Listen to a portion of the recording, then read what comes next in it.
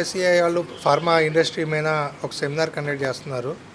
ఇది ఫార్మా ఇండస్ట్రీస్లో తరచూ జరుగుతున్న యాక్సిడెంట్స్ ఈ దృష్టిలో పెట్టుకుని అక్కడ ఎలాంటి చర్యలు తీసుకోవాలి వీటి మీద అందరూ ఎక్స్పర్ట్ స్పీకర్స్ అందరూ వచ్చారు ఇక్కడికి.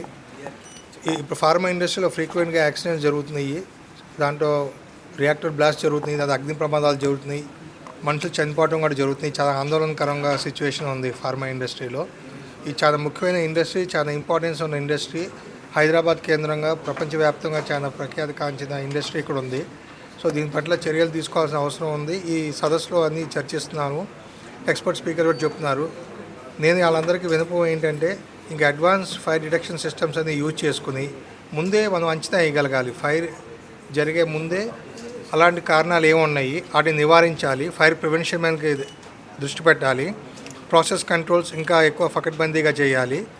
అలాగే అడ్వాన్స్డ్ ఫైర్ డిటెక్షన్ సిస్టమ్స్ అని వచ్చాయని ఇప్పుడు వివరించాను ఇక్కడ నా చీఫ్ నోట్ అడ్రస్లో. అవన్నీ అందరూ ఇంప్లిమెంట్ చేసి అవన్నీ ఇన్స్టాల్ చేసి ముందు జాగ్రత్తలు తీసుకుని ఫైర్ యాక్సిడెంట్ జరగకుండా చూసుకోవాలని మనవి. మేము ఇచ్చేటప్పటికే అన్నీ తనిఖీలు చేస్తాము, అన్నీ పని చేస్తేనే ఇస్తాం ఫైర్ ఎన్ఓసీలు. లేకపోతే ఫైర్ ఎన్ఓసీ జారీ చేయడం జరగదు. అది హైయెస్ట్ లెవెల్లో ఎన్ఓసీ ఇష్యూ చేయడం జరుగుద్ది. సో అవి ఎన్ఫోర్స్ చేస్తున్నాము. ఇంకా ఎక్కువ ఇండస్ట్రీస్ చేయాలి, ఇంకా ఎక్కువ బెస్ట్ ప్రాక్టీసెస్ తీసుకురావాలి.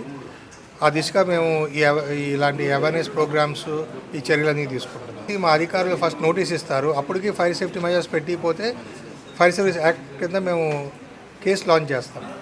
చాలా మటుకు నోటీసెస్ మా పేపర్ ద్వారా జరిగింది, కానీ ఎటువంటి దాని మీద యాక్షన్ తీసుకోకుండా డిలే చేస్తున్నారు. అది మేము రివ్యూ చేస్తాము, ఎన్ఫోర్స్మెంట్ చేస్తాము. ఎన్ఫోర్స్మెంట్ ఇది కంటిన్యూస్ ప్రాసెస్, అది మేము చేస్తాము. అది ఎన్ఫోర్స్మెంట్ ఇండస్ట్రీలో ఈ మధ్యకాలంలో చాలా ఫైర్స్ అలా ఫ్రీక్వెన్సీ లేవని చెప్పి అండ్ ఫైర్ యాక్సిడెంట్ జరగకుండా చర్యలు తీసుకోవాలని చెప్తాం. మేము విజ్ఞప్తి చేస్తున్నాం. దాన్ని చేసి ఫైర్ యాక్సిడెంట్ జరిగిన తర్వాత మేము ఇమీడియట్గా రష్ అవుతున్నాం. సో మా ప్రక్రియ అంతా వాళ్ళ అవేర్నెస్ తీసుకొచ్చి ఫైర్ ప్రివెన్షన్ చేయాలనే మా ఉద్దేశం.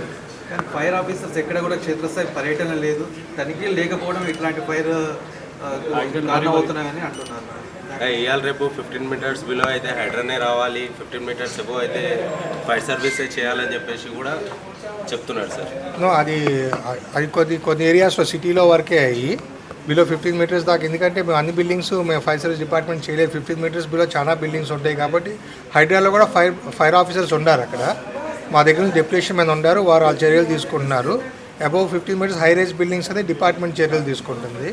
Out side Hyderabad city fire service department throughout the state department చర్యలు తీసుకుంటుంది.